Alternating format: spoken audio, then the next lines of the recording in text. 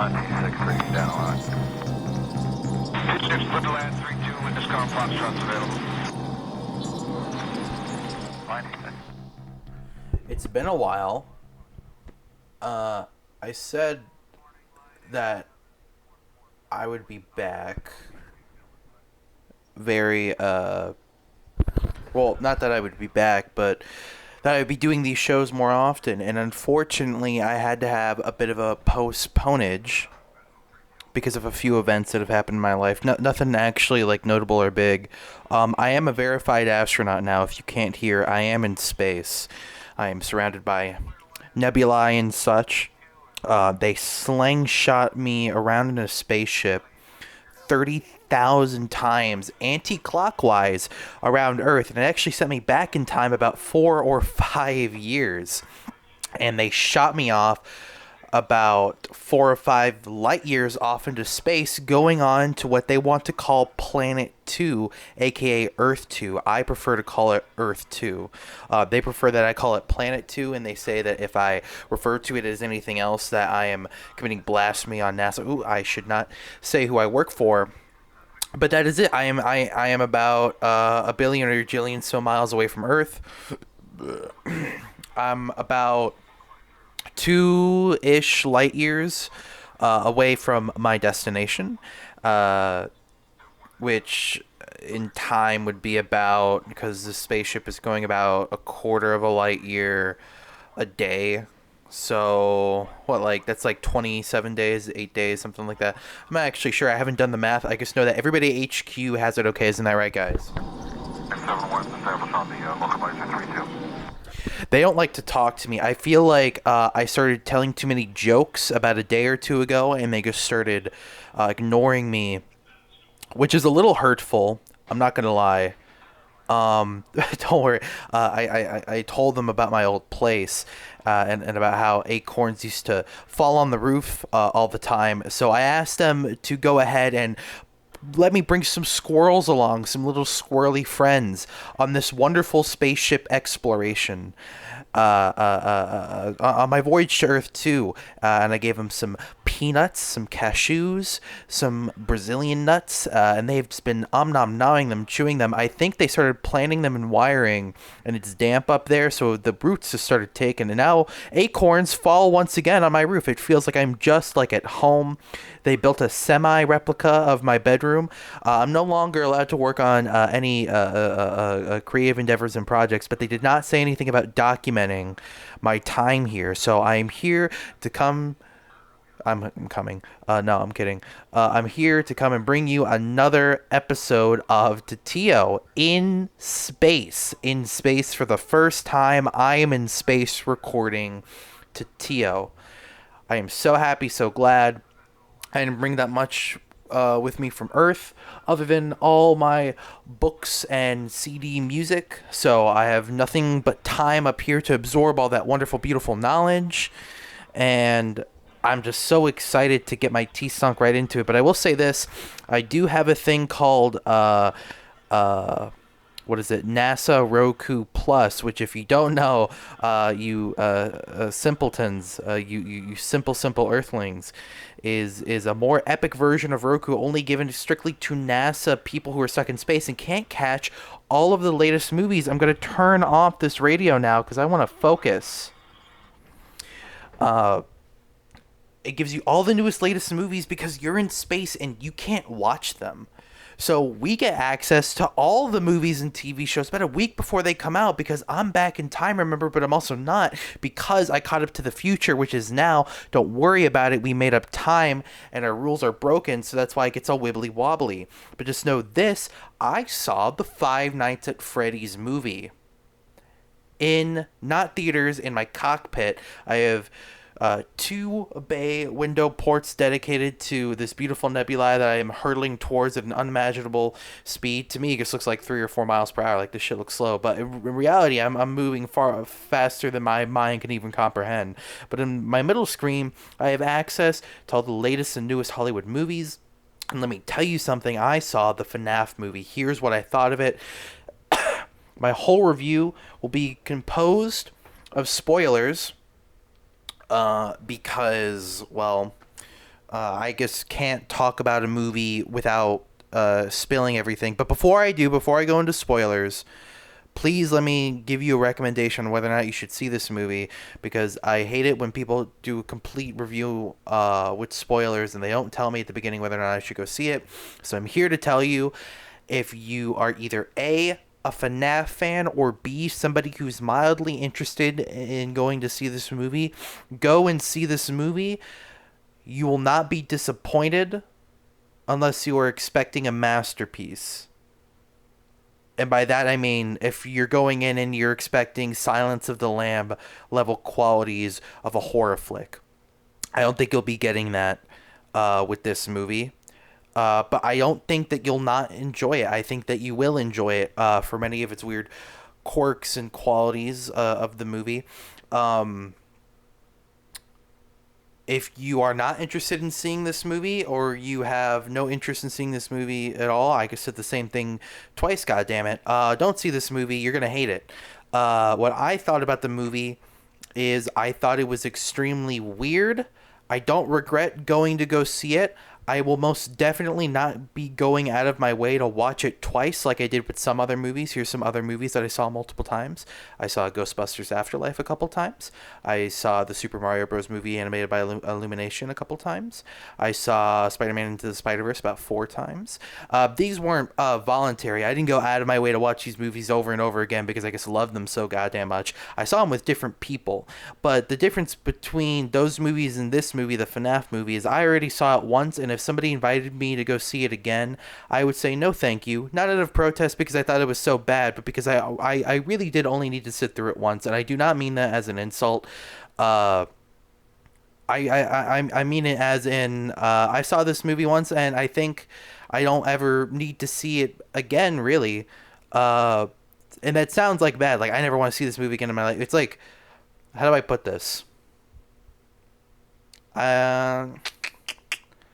You ever see... Okay, you ever see Psycho? Those little acorns again. You ever see Psycho? Psycho's pretty neat. It's like a neat, like, old campy flick.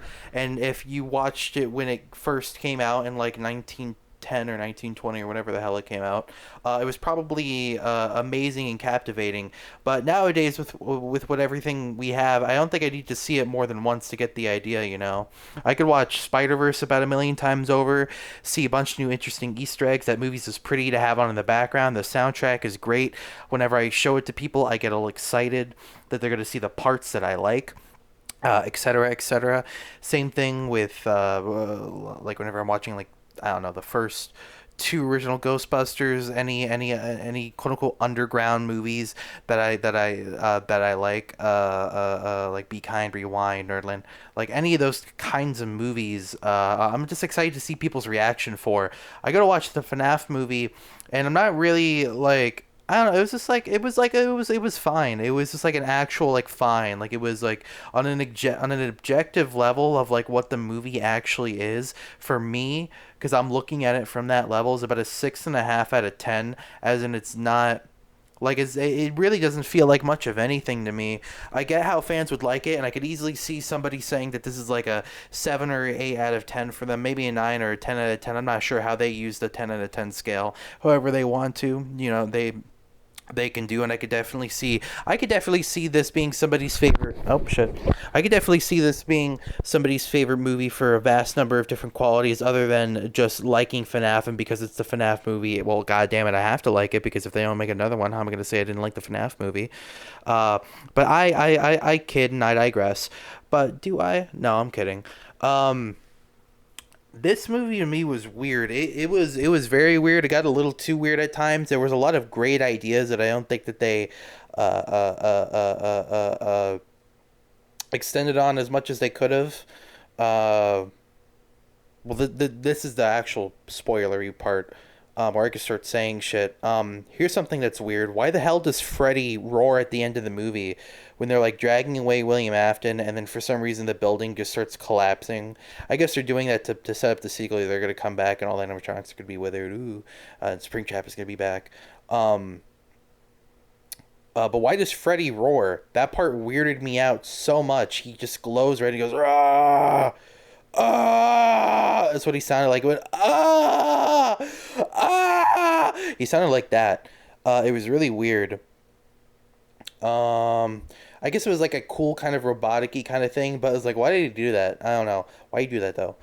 Um, what else? Them building a fort was weird. I guess it was kind of cutesy, and when they go into detail later that the animatronics are basically just trying to indoctrinate the little girl, to convince her to be one of them. I guess it kind of made sense, but it was still a little weird.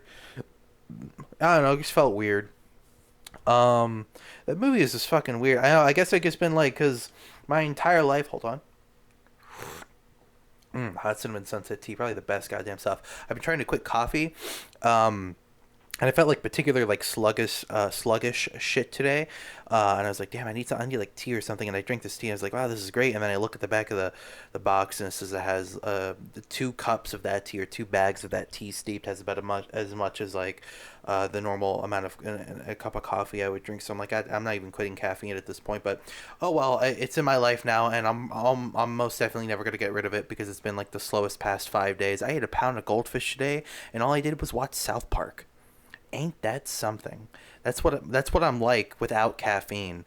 I hate to say it, but I think I need it in my goddamn life. I guess I'm just gonna go back to coffee because like, what else am I gonna do? Any whoosies. The little girl was a medium. I thought it was funny how they delivered it because it's a horror movie. The little girl who they show way too damn much is either got to be a victim or a medium. And she's like, "Yeah, I see ghosts." And I forget what the Hutcherson. That's his name, Mr. Hutcherson. He went, "Oh, okay." That's the guy who plays the main guy. Um, the animatronics are cool. The movie was pretty. The movie was very pretty. I was never watching it once going, "Wow, this looks like shit." Never looked at it once going, "Wow, it looked like shit." And that's just a testament to practical effects. You're gonna look at, I mean, shit. You're gonna look at a movie like, trying to think of a good one as an example. You're probably gonna look at a movie like Avatar 2 in like 40 years and be like, "Wow, this looks fucking lame." No, because it doesn't work. Because you'll look at fnaf in 2 months back in the movie, you're gonna be like, "Wow, this movie's fucking lame." No, you look at Avatar 2 and it's like 100% CGI and it like looks nice now, but in like 20 years you're gonna be like, "Wow, this looks fucking like not real." You'll never look back at the FNAF movie and go, "Wow, this doesn't look real," because everything is real, except for like 1 or 2 shots where the cupcake is just jumping like in midair, which did look a little bit goofy. But the whole cupcake thing is kind of goofy, but it's also kind of scary. I guess like a little bit. Um, I think it's only scary to me because before I saw the movie, I saw a production worker at Jim Henson's studio painting the inside of the cupcake's mouth, and the inside of the cupcake's mouth was like ribbed, like the roof of like your mouth, like it like looked ribbed and detailed. So even though they never showed it in the movie, the entire time I was just like looking at it and thinking like, damn, that thing's got like a hyper realistic mouth. This shit's probably actually like scary. Well, that scared me, at least. Well, it didn't scare me, but it unsettled me because it's like, why the hell does that thing have a happy realistic mouth? The animatronics looked good. The actors in the suits worked good. There were actual animatronics in the suits, and then there was other scenes where they were actors, and I think you could kind of tell. But also, even though you could tell, you don't really care. It's definitely a jump in quality of the suits moving to a point, but you don't really give a shit because you're like, oh, it's a movie. They're making a movie. I'm looking at people who made a movie, and it feels nice, even if the story isn't the best. Which I'll get to the story in a sec. Which is the weakest, most boring part of this movie. I feel like, in my opinion, you could enjoy it because probably people who love and drink from the teat of the FNAF lore are probably loving this movie, but I just fallen off of it after 3 because I'm like, I don't fucking get it anymore. But God, like, just the way this movie looked was great. I loved it. The worst that shots got were a little boring and static, but at least the colors were good in every single one of them, and the movie looked pretty damn nice. Especially because you got to remember too, this isn't like a big budget Hollywood movie. Like Hollywood's about to get out of the phase of making those because they realize that studios like Blumhouse and them are still thriving because their business model has always been how fucking cheap can we make a movie, make a quick buck, and look at it now. It's the highest grossing video game movie on opening day or so. I hear in space news gets a little bit slower out here. And I was like, wow, good for them, honestly. Even if the movie, even if in my opinion, the movie wasn't amazing, like wow, like good for them. Like I'm glad the FNAF movie was successful, but I'm only glad it was successful because I hope because they're gonna make a fucking second one. You don't even have to think about it. They already got the actors in contract for 3 movies, but my only hope is when they come around for the second movie they work with the mistakes that they did in this movie if I really love a movie I'll go ahead and I'll buy their Blu-ray and I'll look through all the special features and listen to the commentary and shit like that. I'm not going to do that with this movie, but I almost might if the second movie is like really good, and I feel like it could be because this movie wasn't my favorite, but I'm being like so for real right now.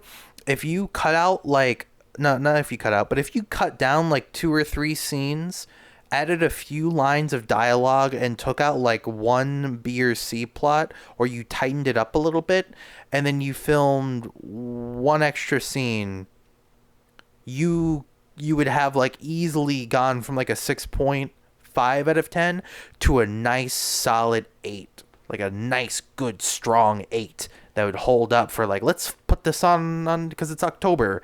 I don't think I'm ever gonna put this movie on if it's like free, if it comes to Max for some reason, or it's like on or it's like on Tubi or something. I'll put it on. I'm not gonna I'm not gonna watch it though. I'll just like keep it on in the background. But I mean that's just me. I don't know. The story was weird, man. It wasn't weird. It was just like lame, I think. It wasn't lame. The setups were great. I like that the main guy, he keeps going back to this dream. He's like, I gotta fucking find the guy who killed my brother, and all I have is this dream. So he keeps trying to go back to it, which I think is cool. I don't think that the little girl being a medium is like too far of a stretch or too convenient. I actually kind of like that too. I was like, fuck it. Everybody's got to have like a weird, interesting thing that makes the story work, as long as it makes sense. And I can get it. The thing that doesn't make sense to me though, is Matthew Lillard going, yeah, man. What's his name? Mike Schmidt. Yeah, Mike. I killed your brother, Mike. I killed your brother. It's like, what do you mean you killed his brother? There wasn't even they weren't even at like a Freddy's pizzeria. Like, I don't get, like, I get why they can't have Mike, actually, you know what, no, fuck it, I don't know why they can't have Mike. Why couldn't Mike have gone to that job employee place, that job advisory place, gotten offered the job, and the con wasn't that he had to do nights, because he's a babysitter, so why does he have to do that? His concern would be, oh no, I'm never going back to that Freddy Fazbear's place, that's where my brother got kidnapped.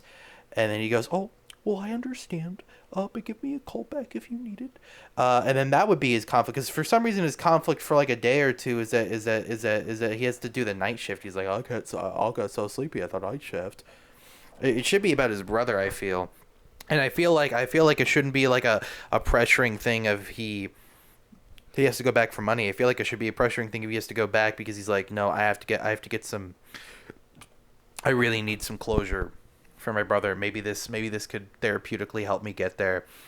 And then he'll go back because he just went back because he was like, well, I'll need to get a job because my school counselor says so.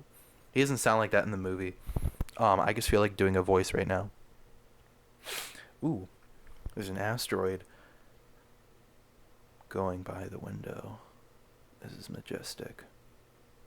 Is that an asteroid? Oh shit, is that a piece of the ship? No? I think it's fine. There's no like red lights or anything like that. I feel like it's universal. Because I'm in space.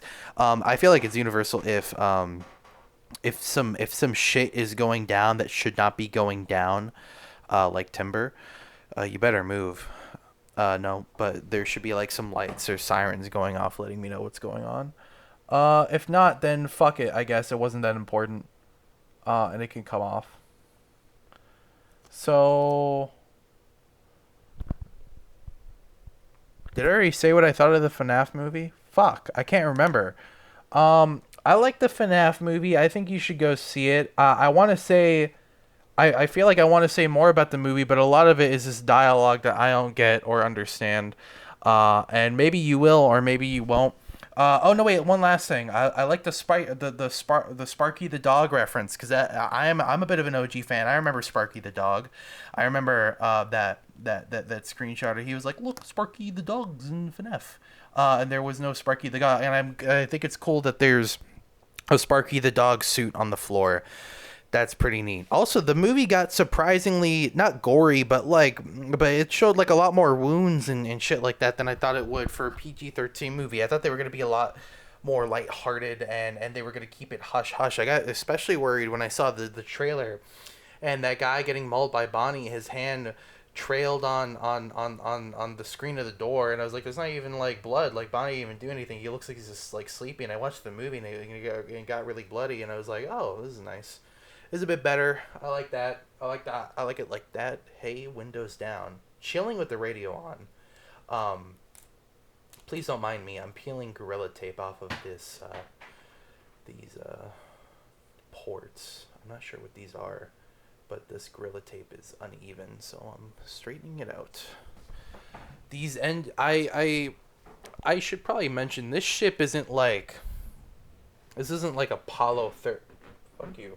This isn't like Apollo 13 nice. This is really like a pressurized chamber with an oxygen recycler and a nanopod and then an LED strip taped to a headboard next to 5 computers and half of an airplane cockpit, because believe it or not, it's less complicated to pilot a ship than it is to fly, because you got to communicate with other flies. There's not shit out here. It's just somehow scientists know where all the planets are, and they just know where they're gonna be all the time for some reason. They're like, well, they're gonna be 4.5 million miles this way, facing northeast south, in about 3 days. And it's like, okay, guys, you guys are dorks. I went to space school so that they could sling me around in a big cryogenic tube and see if my balls burst, which, by the way, they didn't, because I'm awesome. And we didn't even need to work. Like, they were like, you are chill, man. Come to think of it, I consented to the testing. I wasn't really all jazzed about, traveling off into space. I actually don't remember, not only not agreeing to that, I actually don't even remember getting on this ship. I just kind of like woke up here. I'm not sure if this is legal, what's happening right now. I do know over the course of this one podcast, we have traveled 13 space miles. I'm told that we're running off of light years, but the little speedometer here just says space miles. So we're going off of space miles. We are 13 space miles out of 14,899 space miles to go. We are not almost there, but we are close.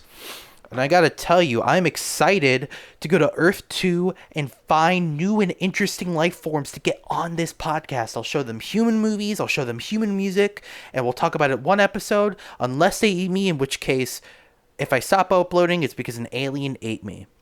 Don't worry about it. Man, I can't believe they gave this whole ship to me, just like to me myself. Like, it really is just, like, nice. It's, like, a nice, tight ship. It's, like, a nice, tight ship. That wasn't an accent. I'm sorry. I wish the viewports in the cockpit were just old Philips Roku TVs. I wish they were, actual, like, windows into space. But being the biggest astronaut in existence isn't easy. Like, what could I say? For all you doubters out there that say I'm not in space, I'm wearing a space suit, so shut up. You know what I'm saying? Just like deal with it, asshole, cocksucker. I'm in space. Fuck you. You know what I'm saying? Like, fuck you. I'm in space, bitch. I got my posters and shit, bitch. I'm in space. Yeah. I'm in space. I had to go to my nephew's birthday party a day ago. But I'm in space, so I didn't get to go to that shit. We were going to go to Sam's Fun City. That shit was probably going to be Fun City. But now I'm just sitting here, not having fun. I'm not lying to you. I'm having so much fun right now. I gotta take a space shit. It would be I wonder if I poked my rear outside one of these cockpit windows and I just took a shit, would it take out all of my the shit, like this, like the space shit, like if I, oh, You were 6.1. I think they're trying to get a hold of me. I think they can't ignore me anymore. I think they actually have to start coordinating with me because the ship's getting really tilted. Because I know, because I don't have any more tea. It's all on the floor. So I'm gonna catch you guys later. We're gonna try to fix this space. I'm coming. God damn it. We're gonna try to fix this spaceship debacle, and I'll see you guys next episode. Bye. Go.